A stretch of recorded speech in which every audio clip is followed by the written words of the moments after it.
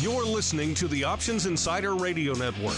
For more quality options programs, visit www.theoptionsinsider.com or search for Options Insider Radio Network in your podcast provider of choice. Listeners can also access all of our programming through our mobile app, available in iTunes and on Google Play. Don't forget to follow along with your favorite programs and submit your own questions for the hosts at twitter.com/options, facebook.com/theoptionsinsider, or via questions at theoptionsinsider.com. Gold, crude oil, corn, soybeans, and more. With so many tradable products, the futures options market can be an intimidating place. How can you possibly keep track of the latest trading developments across so many different products? Don't worry, we've got you covered. Welcome to This Week in Futures Options, the program designed to help active futures options traders stay on top of this ever-changing marketplace. Each week, we'll break down the top trades, hot products, volatility explosions, and much more. This Week in Futures Options streams live every Friday at 3 p.m. Central, so be sure to check out our live stream via the Mixlr app. That's MIXLR.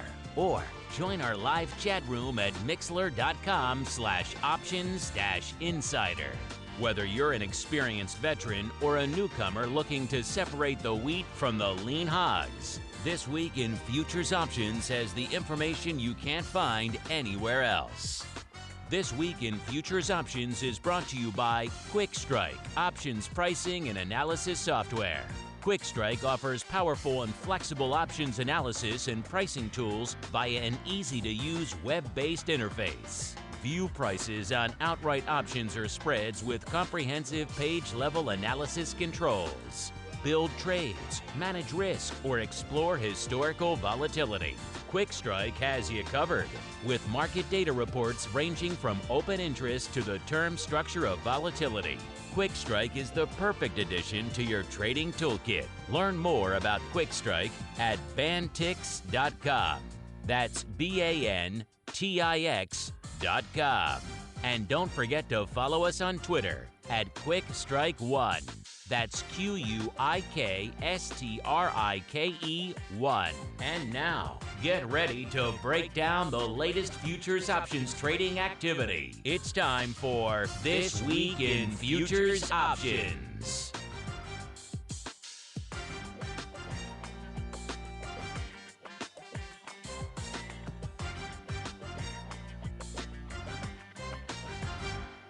All right, everybody.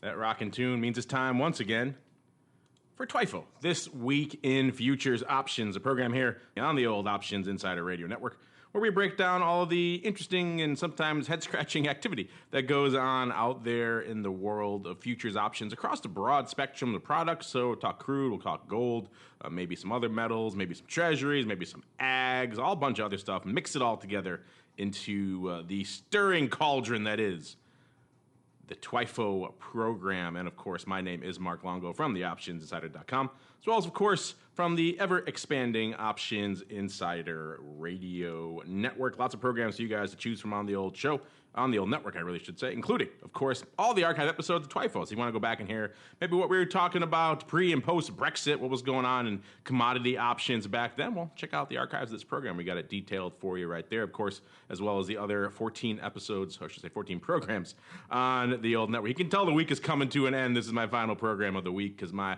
talking skills are running low, but I'll see if I can hold it through to the end of the program. Of course, you can always find all those archives, iTunes, TuneIn, Stitcher, as well as all of your other favorite podcast stores, including via our mobile app available for iOS, Android, and the beloved Fire OS. And of course, if you're out there 3 p.m. Central, 4 p.m. Eastern, and you are so inclined you want to tune in live, well, then by all means, join us via the Mixlr platform, MIXLR. Out there, you can stream and download, ask questions, and all sorts of fun stuff. See how the show really is made behind the scenes. And of course, if you can't join us live on Friday, we understand you guys are busy. You're out there trading and doing other stuff. We hope you tune in on Monday after the fact via iTunes or wherever you get your favorite shows, our website, maybe over there at QuickStrike or CME, wherever you find the show. We'd love to have you guys tuning in. However you get the show, however you're listening, make sure you send in those questions, those comments, those insights. We love to hear from you guys.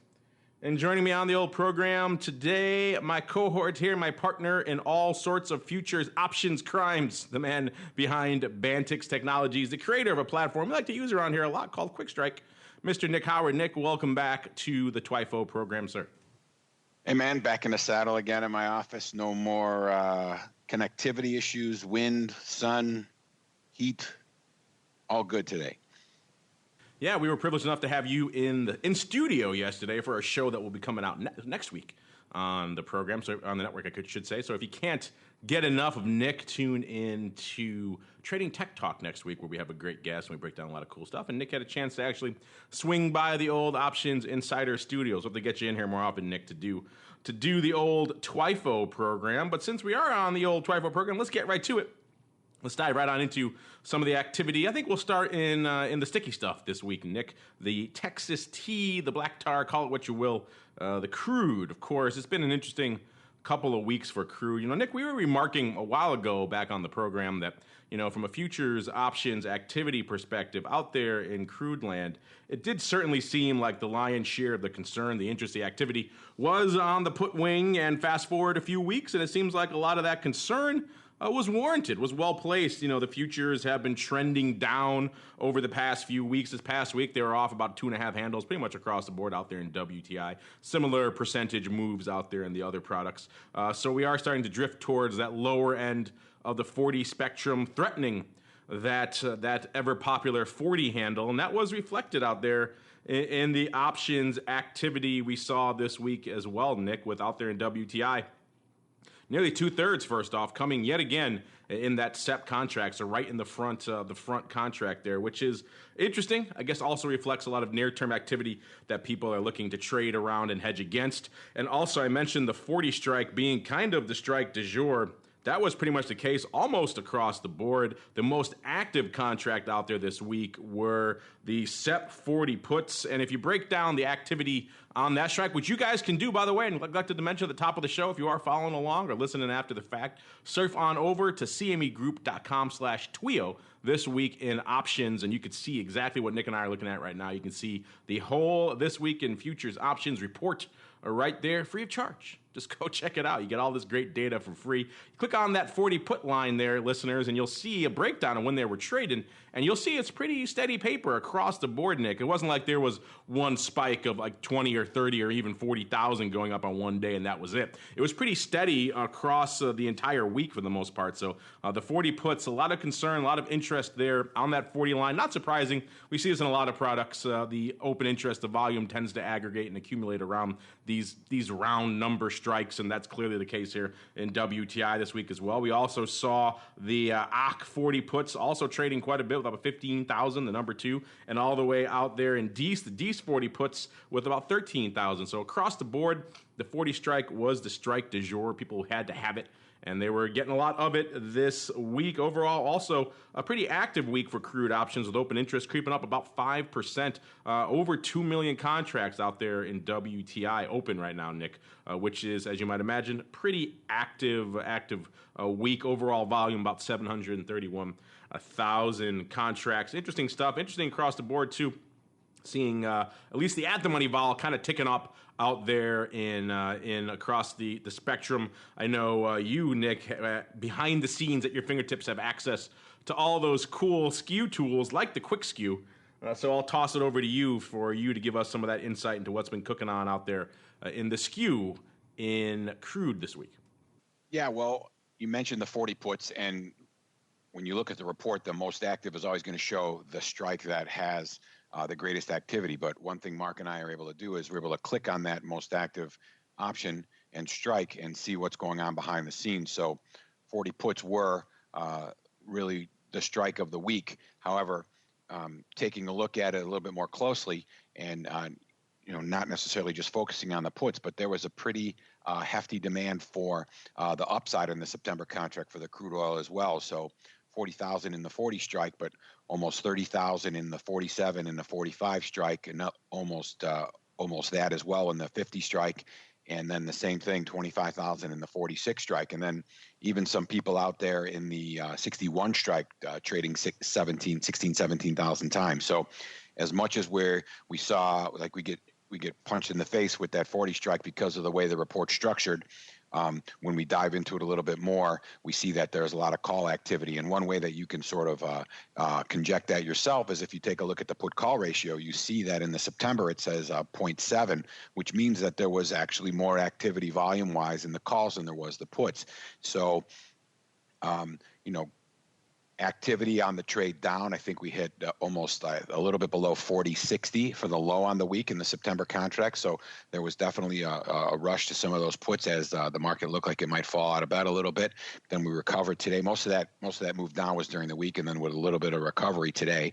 But still some interest in those upside strikes as well in the September, and there's still 3 weeks left in that, 18, 19 days left, and seeing a pretty steady look on the put call ratio in both the volume for the week as well as the open interest across the board. So still looks like the bias is toward the upside in terms of option interest, but short-term activity, which you're going to tend to see in a week where things are down. Short-term high volume is going to probably get pushed towards whatever direction the market's going.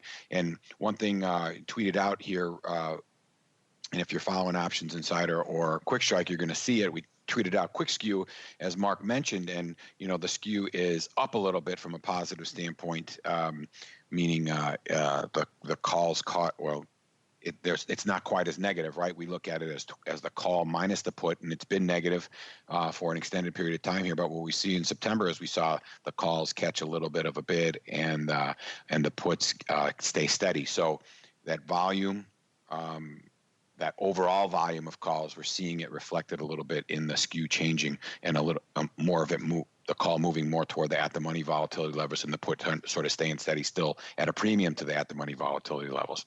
And with this downside move, we saw a vol up across the board, so 1.5% to 2% from September and then out. So there's some interest there, about a 6% move, like Mark said, all week, and vol a little bit in fashion. Calls trading quite a bit. So we got a little bit of recovery, like we said on the futures today, but. Again, like we always say every Friday, and I think that's part of the fun and the benefit of doing the show after the close on Friday. It'll be interesting to see what the trend is and how it continues as we push into the overnight on Sunday and the new week on Monday. Yeah, it's interesting to look. I was just digging through some of the skew charts as you were talking here. For Crude, you guys can always do that as well.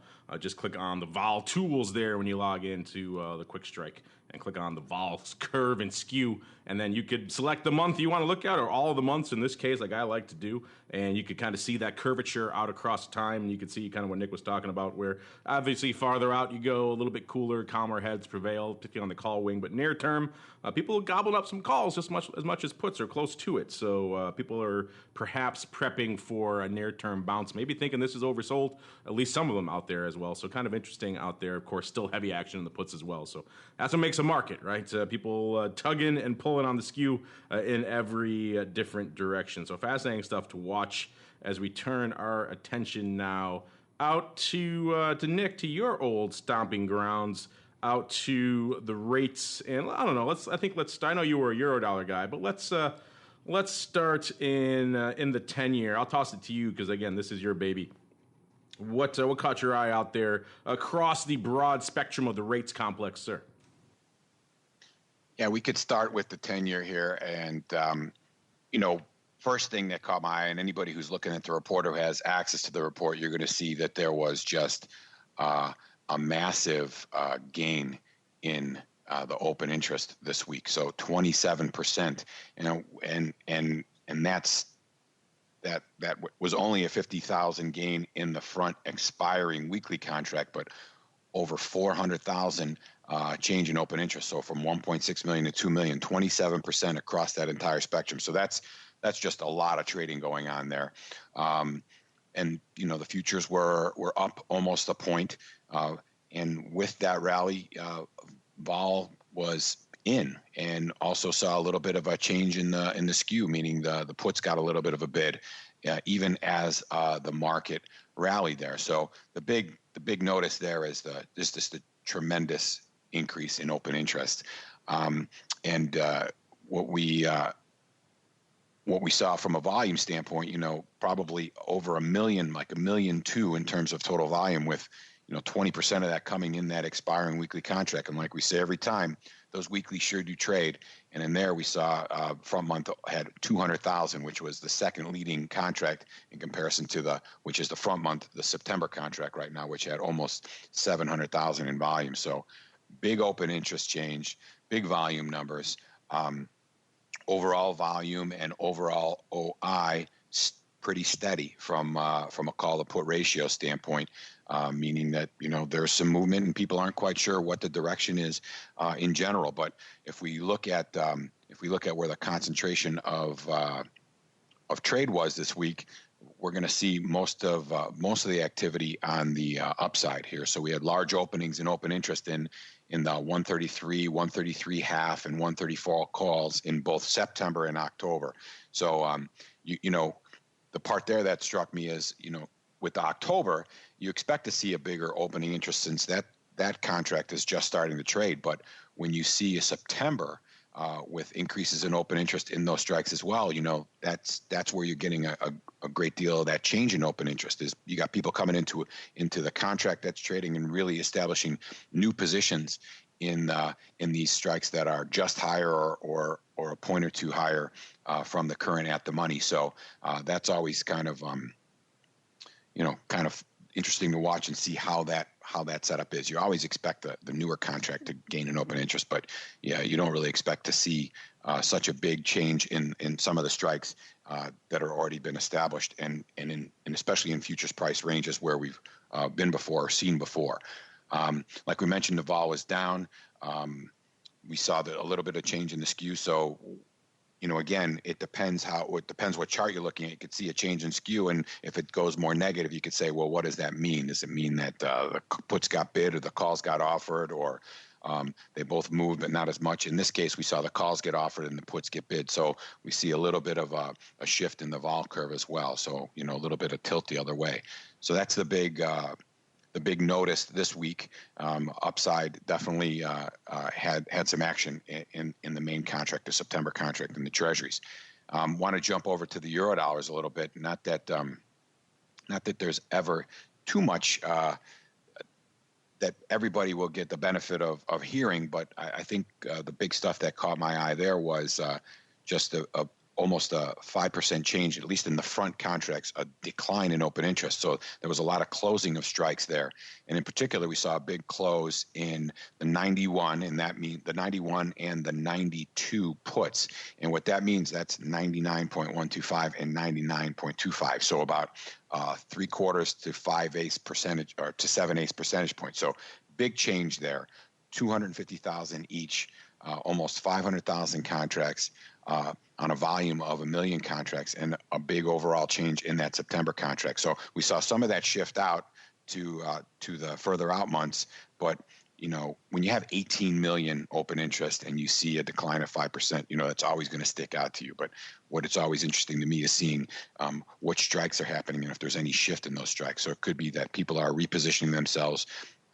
It feels to me, based on the way the trade is, that people think rates are going to stay steady to go a little lower. They're still waiting to see what happens from an economic number standpoint. So that's the big notice there. And finally, probably the last thing of interest is in the June 17 contract. That's almost a year out.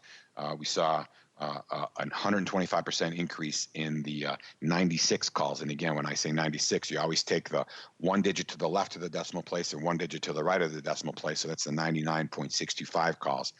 Had a big change in open interest there, about 125%, or almost 80,000 change. And that's significant to me. Why? You say, well, big deal. It's 80,000 in the euros where there's 18 million open interest. It's a big deal because the June contract started the week roughly at around 99 even, and that strike is 5/8 of a point higher. So you start to see, and the rates are up. The futures are up this week. Rates are down. The futures are up. But you see that kind of thing, and there's people who have some interest in and some sentiment that the rates are going lower. So those are the things that caught my eye so far, or for this week anyway, in the rates. All right, sir. Let's shift gears away from your neck of the woods, the rates, into some of the other areas that a lot of our listeners also like us to talk about, including our regular check-in with the shiny metal du jour. We have some other metals up. Don't worry, we have a listener question about that in a little bit. But let's dive into the shiny stuff, aka gold. An interesting interesting week. Saw the futures rallying a wee bit yet again this week again. So all the perhaps broad turmoil, talk of the Fed, of course, this week as well, and a few others. The Fed deciding not to pull the trigger, surprise, surprise, causing people apparently to stampede into gold with and a lot of that activity in the options being reflected, of course, coming in the near term. People trading in and around FOMC related activity with just about almost 60% of the activity coming right there in the SEP time frame, so right in the front month.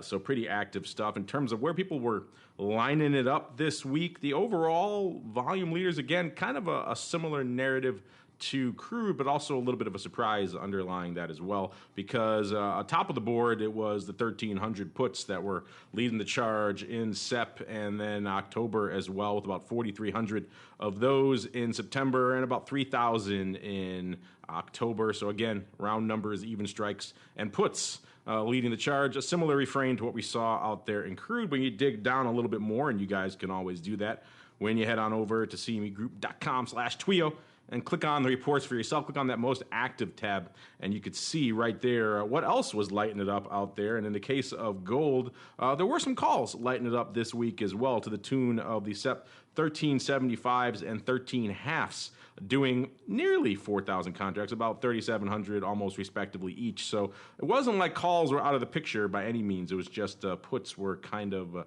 triumphant, but still people were lighting up calls there as well. And we also even saw some activity all the way up to the 1,400s up there in September. So again, the gold bugs are not done, not by a long shot, even though if in the near term it was the puts leading the charge, and all this activity kind of reflected out there in the volatility skew as well, looking all the way out into early next year and seeing how the stuff is shaping up. We were saying on recent shows over the last week or two that it seems like it was, of course, straight up to the calls all the time. Then, of course, the puts kind of came back into the conversation, and now we're seeing calls kind of climb ahead again a little bit, as, of course, you might be expected to see in an environment like this where futures are moving a little bit, people are piling in, and of course, crude vol across the board, at the money at least, ticking off a little bit, depending on where you're looking, how far out you go in the term structure, if it's a full point or if it's a half a point or so, but still coming off a little bit on this. And still, Nick, I know you have all those granular tools at your fingertips to see kind of what was kicking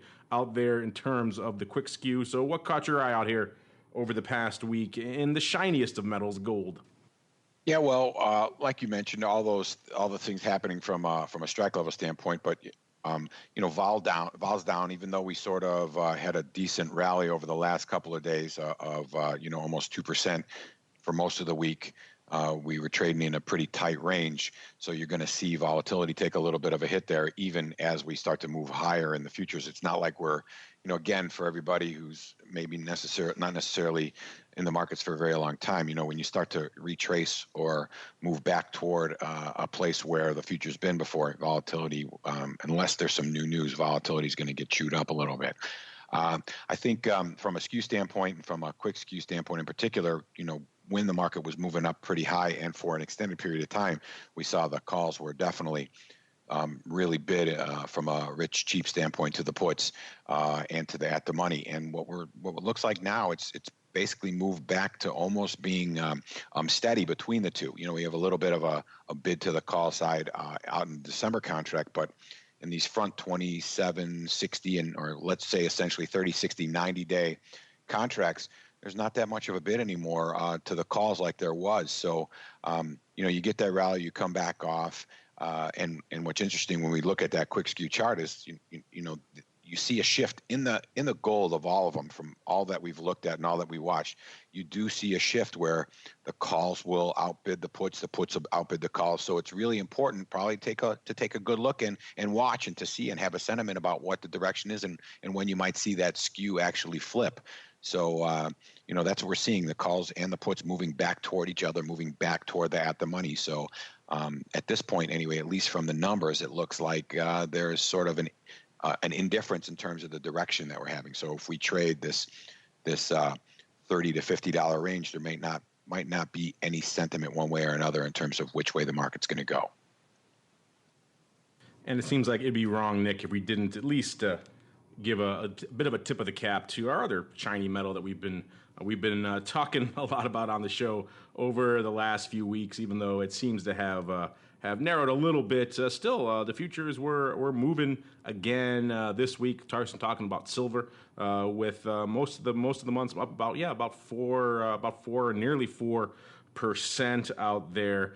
So some pretty active stuff. Of course, everything's relative when it comes back to silver. Open interest up about 10% this week to about 87,000 contracts out there. So that's pretty active. And of course, about 27.5 in terms of total volume out there for the week. In terms of what was lighting it up, like I said, about over half in the September contract with the SEP 21s.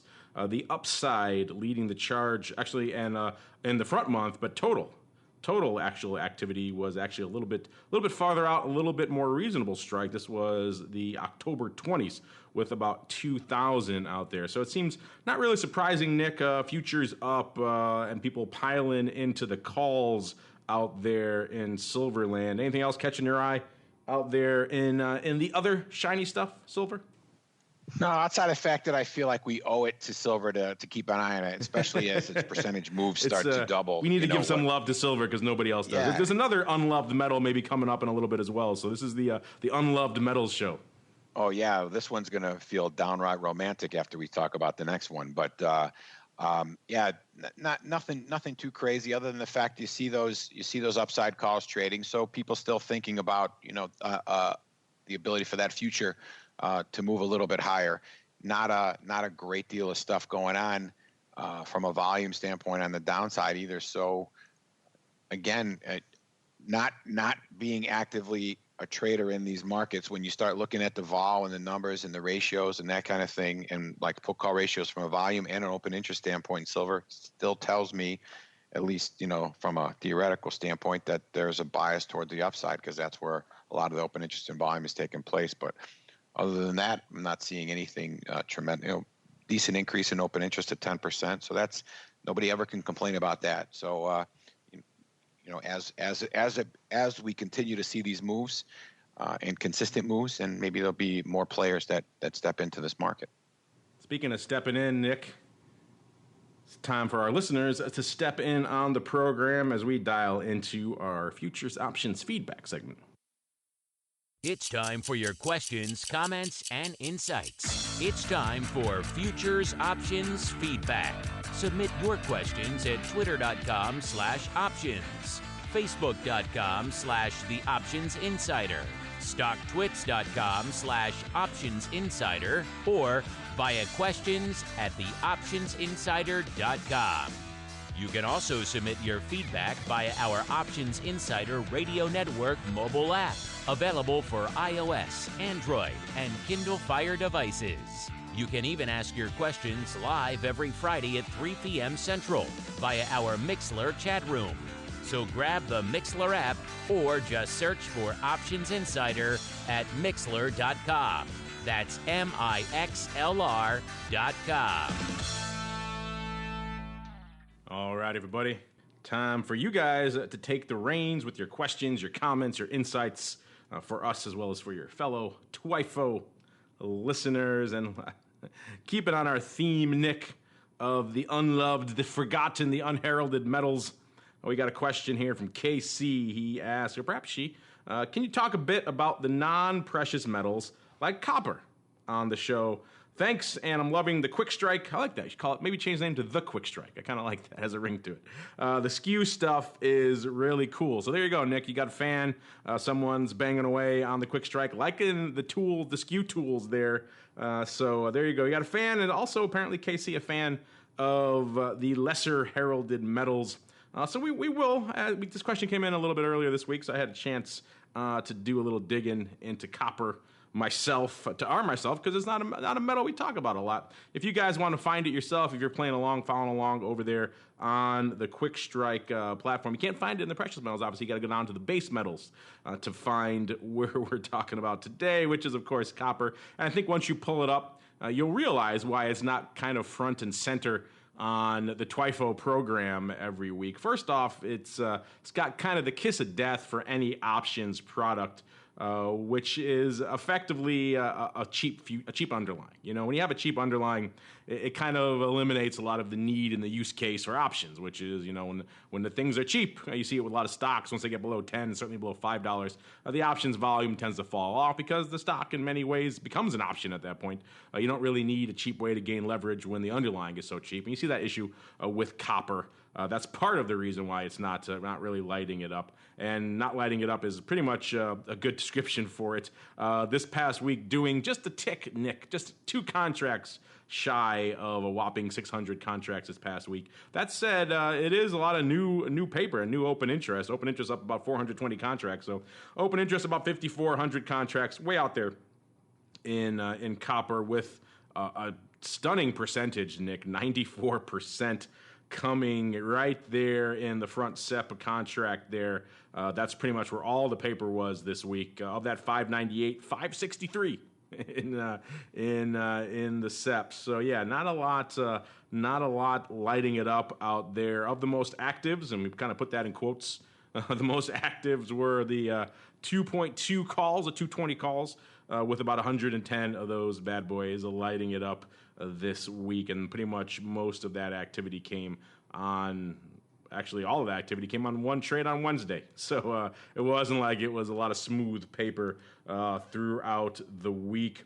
Again, it's not the most active of products, but, you know, maybe if we see it's cheap, so it is poised for some dramatic moves perhaps in the future in the underlying, you know, if that indeed come to pass. You can see some big percentage moves in that name, and that's one of the nice things about having a cheap underlying, one of the few things about it. So that happens, maybe we'll see a nice kick up in some options volume. I don't know, Nick, you've been looking at a little bit of copper after this email came in as well. Any thoughts here on copper itself and why we don't cover it on a weekly basis on TWIFO? Well, I think first off, and I actually had a family member that was in the scrap market for a long time, and he'd keep me abreast of what was going on with the metals that they were recovering, both the copper and the gold from the computers and stuff like that. So we had a pretty good idea of what supply was and that type of thing. And I believe a lot of the initial decline was the supply. There was a lot of it, so the price is going to go down, and also the demand, obviously. And when China being one of the bigger demand places for the copper, since if they slow down, there's not a lot of infrastructure being built. There's not a lot of demand for that. You know, their demand for copper and ferrous metals, with iron ore, which is a ferrous metal, which we also have in Quick Strike. When there's not a lot of demand for that, for an increase in the production of whatever they're doing in the increased infrastructure, you're going to see a stagnant market. So this is what we got here. I think if the world starts building again, in particular China, you start to see some movement up in this underlying price. But, you know, you never know. You keep an eye on stuff. I think what I'm going to do this week is take a look at what those markets look like what the size of the bid ask is, how tight the markets are, and maybe we can address that next week and see if there's anything worth taking a look at from a trading standpoint in that market. But when you're looking at 550 contracts, that's not so exciting, is it, Mark? And you could tell my voice is getting less excited as I look at the contract. So it's kind of maybe not. We'll see what happens. Kind of hard to parse that and really find, you know, a lot of nuance and subtlety in the 500 some odd contracts when, you know, that's less than one trade on a lot of the other products that we're talking about. So yeah, it's kind of interesting. But, you know, I appreciate the feedback, and we love the different directions that your questions take us. And yeah, we'll keep an eye on some of the less sexy metals, shall we say, and see if perhaps we can dredge up some interesting activity for you guys. What do you say, Nick? You got time for another question or so here? I do. I'll take your silence as a yes. All right, let's keep on rolling. I am good. I surprised you. Threw you a curveball there. That's why we do the show live. It's fun. Keep Nick on his toes. All right, let's move on. This one comes from Fred, the creatively named Fred. He says, is it my imagination, or do options traders trade more markets than futures traders? Is that a good practice? Is it good to look for multiple markets when trading options? And if so, should I expand my horizons? You know, this is an interesting question. This came in a while ago, and we're kind of just getting around to it here now. But This is kind of an interesting viewpoint. We've seen this a lot with different people asking us about different options products. I think some of this comes from the perception they see of options professionals, options market makers, who kind of by default these days, particularly in the equity and index space, they have to trade options on a lot of underlyings. The notion that you could go into one crowd, one pit anymore and make your living there, it doesn't exist. You have to spread your risk and your profit potential across dozens, if not hundreds of underlyings to be able to make a decent living these days. And so that's where the professionals are. And so but not all retail options traders are that way. We see a lot of retail, tend to aggregate into the few products that they like. Maybe it's an Apple, maybe it's a crude oil, whatever it tends to be. That kind of tends to be their main focus. But I think in general, your summations tend to be right. Some of that also is the nature of the beast too with futures. Futures, if you're trading futures intraday, you kind of have to babysit that tick by tick. It's kind of hard to really devote your attention to a lot of other products when you're obsessing over every single tick of that underlying. So that kind of is the nature of a bit of the beast as well. And also options traders in general, when you look at kind of the data across the broad spectrum on the retail side, they tend to be the more active of the different types of clients when compared to, let's say, a stock trader or a futures trader. Or they're looking at broad strokes. They tend to trade more. They tend to have larger accounts and things like that. So they tend to be a little bit more of the active clientele. So I think some of your supposition there is correct. As for the second part, is it good? I think that's kind of subjective, Nick. I'd like to hear your thoughts on that as well, because there's that school of thought that trade what you know and focus on that, and I certainly subscribe to that. If you have a deep understanding of a few products and a much shallower understanding of others, maybe you focus on the ones that you know a lot better, because that could probably have a better chance of increasing your returns on those. Of course, on the flip side, the more you can get access to and trade, the better chance you have to hit it out of the park with one of those. So there is a thought to diversifying and exposing yourself to more things. So it's kind of a subjective thing. Where do you fall on this for our friend here, Fred, Nick? I think you mentioned it a little bit in the beginning there. I don't think it's not much different than watching multiple stocks and trading those, although you would tend to believe, or there's a general belief, that the futures are a little bit more risky from a price movement standpoint and what you're actually in line for in terms of delivery and settlement and all that kind of thing. But like anything else, and I can attest to it just from a market watcher's standpoint, it'll never hurt you to at least keep an eye on what's going on in these other markets, because it's all going to help your decision making in whatever you're trading on a regular basis. Because whether it looks like it's obvious or not, things are going to move along together. Their reactions are going to be tied to each other to some extent, and it's probably always beneficial to have your eye on something in each of the different asset classes. So, if you're only trading energy, you probably want to take a look at what's going on in the indexes and the FX and the rates and the metals and the ags, because as much as they're separate, it's all part of the global economy. So it's good to keep in touch with all those. And options traders, the question is, do they trade more markets than futures traders do? And I think that's an easy yes, because your exposure is limited by having options on as opposed to futures, right? So if we look at it just purely from a long standpoint, you're only exposed to what you put out from a premium standpoint. And if you look at it from a premium seller standpoint, it's still, because the options have a delta or a percentage of what the actual future is in terms of its exposure to price movement, it's a little bit less risky. So I think you can spread yourself out a little bit more there too. So I would say that's probably the case. And I would think that I wouldn't suggest jumping into another product and just start trading it. It's always good to watch the future, look at the volatility levels, the skew, and that's going to give you an idea of whether it's worth it first and foremost, and whether you're interested in it, based on what kind of action there is, what kind of bid-ask spread there is, what kind of general market feel there is, and how comfortable you are with it. Yeah, definitely spend some time researching before you dive into a new product. And maybe before you even put some money on the line, maybe you paper trade a little bit just to get a feel for how it performs versus the other products you're more familiar with. And then over time, you'll get an understanding for the product, how it performs, its volatility skew, its paper flow, and any maybe seasonality that exists to its order flow. That's a big important factor as well. And kind of combine all that, and you'll be a little more comfortable diving into it. All right, Nick, I'm going to put you to work. We got so many listeners out there who want to ask us stuff. I want to make sure we give them some time on the show. So we're going to squeeze in one more here. This one comes from 777s. He or perhaps she is another kind of broad thought question, which is kind of interesting, Nick. I love the way our listeners think. You know, they take us in all different directions. This one's regarding futures options trading volume. Is there an increasing percentage of trading done by a smaller number of firms? And he has a corollary here. Are spreads widening or tightening? This is kind of interesting because, you know, we've seen a certain trend like that in the equity and index option space, where certainly a lion's share of the liquidity is provided by a much smaller number of firms than there were 5 or 10 years ago. Certainly, there's a handful of big firms that dominate the liquidity pool. That's similar, I think, a similar spectrum over there on the futures and futures options side, although there are still some smaller firms who can thrive in different pockets out there, perhaps more so than in the equity and index options land.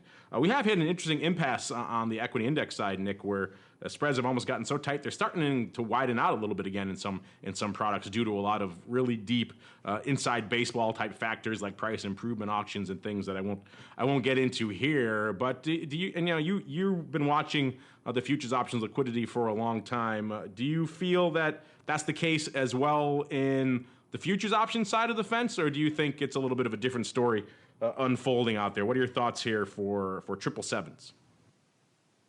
Well, I guess from a couple different standpoints, I don't necessarily think that the trading is done by a smaller number of firms, because based on who I talk to and who I see and friends that I have that are still in the business, and the fact that groups are popping up, not necessarily on the floor like they used to all the time. There was always a new group popping up, but there are groups that are forming, and there are people that are looking for market makers to trade the futures and options market. So I would probably tend to say that, just based on who I talk to and my experience in the market, that I don't think the size is dwindling so much that the smaller number of firms doing things.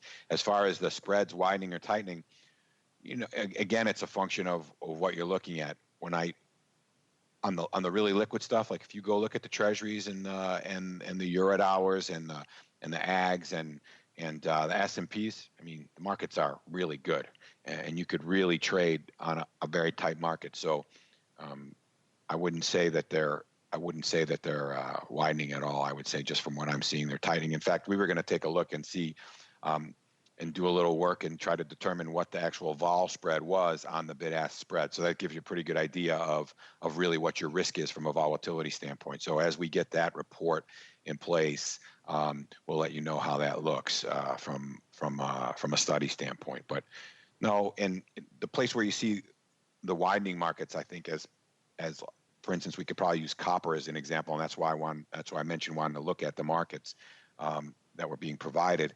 You know, as there's less interest in that market, I think you're going to see a widening spread. As there's more interest, you're going to see more players, and you're going to see a tightening spread. So I think it's going to be a function of the overall open interest that's happening in that particular product, and also the intraday volume that's occurring. All right, Nick, that's unfortunately going to do it for the futures options feedback segment's also going to do it for this episode of TWIFO. I want to thank all of you guys out there who sent in your questions. If we didn't get to them, don't worry, we'll get you some shine on a future program. Maybe, Nick, one day you and I will sit down and just answer a bunch of questions, because we clearly get a lot of them, and we don't have time to squeeze them all into the program. And also all the products everyone wants us to talk about, like copper and, I don't know, all the other fun stuff they want us to squeeze in addition to the regular mainstays here on the old program. If you do want to hit us up, though, send us in. We love to hear from you guys. Hit us up via Twitter or via Facebook. If you're not following us at Options or Nick at QuickStrike1 over there on Twitter, make sure you do so, because we tweet out a lot of stuff during the show you may want to see, as well as a lot of stuff during the week you may want to follow in terms of charts and graphs and cool things like that. Remember, if you want to see exactly what we're talking about, head on over to cmegroup.com/TWIO, This Week in Options, where you can generate the whole report for yourself for free. Click on the parts, click on the volume numbers, see what's actually going up and all the different products you want to see. Maybe you're a copper guy, who knows? Go for it. Have at it. Digest that 500 and some odd contracts and have a ball. In the meantime, though, Nick, before we adjourn until next week, what's cooking in the land of Quick Strike, what's coming up that may interest our listeners who want to head on over there and try it out for themselves. Well, the one thing I wanted to mention, I didn't, it was a follow-up to something that you said about putting on some paper trades and tracking. One thing you can do very easily in Quick Strike, both the free version and the subscription version, is build trades and then watch them. So as I always say, head on over to the CME Group site to take a look at Quick Strike Essentials, which is available for free. There's a trade builder there, and you can do intra-month spreads, put them on, see where the price is, and then watch them. And then, unfortunately, in that version, you can't save them, but in the other versions you can, but you can always rebuild them. So if you're interested in the market, go take a look. There's a bunch of pricing sheets out there. There's volatility levels. There's some history of that with not only within the Essentials, but also as other free tools that are available from the CME Group website. But, good opportunity to go out there, build trades, watch, take a look, see how it moves, see if it's something that interests you, and seeing if you're right, and maybe give it a shot in general. But as far as everything else going on over here, releasing a new version of a very good, cheapest to deliver and on the run treasury report this weekend. So if you are a rates trader, go take a look at that, because now I'll be able to see the yields, that the yield for not only strikes, but the future for both the CTD and the OTR. I think that's going to be some good information for people, because people look at it, different people look at the different ways for the yield, either the cheapest to deliver or on the run. And then, like I've been saying, we're just not quite there yet in terms of the quick skew being out there and publicly available, but we're getting close, and there'll be some other new reports coming out. So stay tuned, keep listening. And I think that, you're bound to find something that you like or that's going to interest you or help you trading when you go look at the free tools that are out in the CME Group site.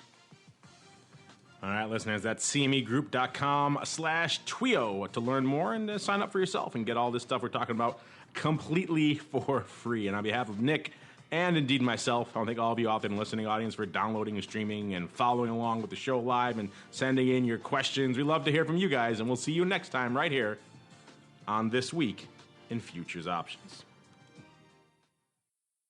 This Week in Futures Options is brought to you by Quick Strike, options pricing and analysis software.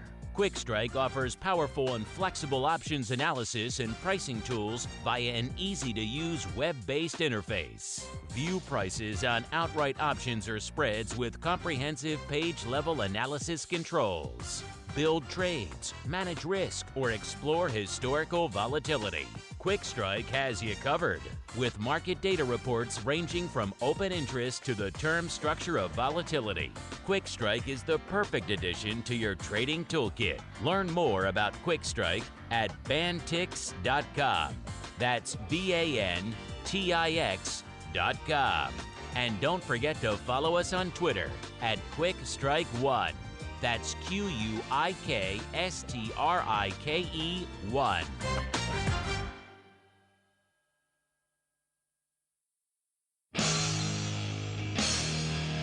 The preceding program was a production of the Options Insider Radio Network. For more quality options programs, visit www.theoptionsinsider.com or search for Options Insider Radio Network in your podcast provider of choice. Listeners can also access all of our programming through our mobile app, available in iTunes and on Google Play. Don't forget to follow along with your favorite programs and submit your own questions for the hosts at twitter.com/options, facebook.com/theoptionsinsider, or via questions at theoptionsinsider.com.